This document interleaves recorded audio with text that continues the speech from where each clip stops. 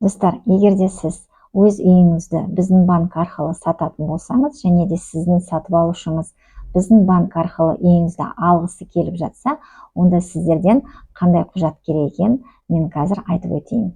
Ең бірінші, сіз жеке куәлігіңізді және өзіңіздің жұбайыңыздың жеке куәлігін және неке қию туралы куәлікті көшірмелерді дайындап қойсаңыз. Екінші, үйді сатып алу жөніндегі келісім шарт. Үшінші, техникалық паспорт. Төртінші, мемлекеттік тіркеу туралы хабарлама болу керек.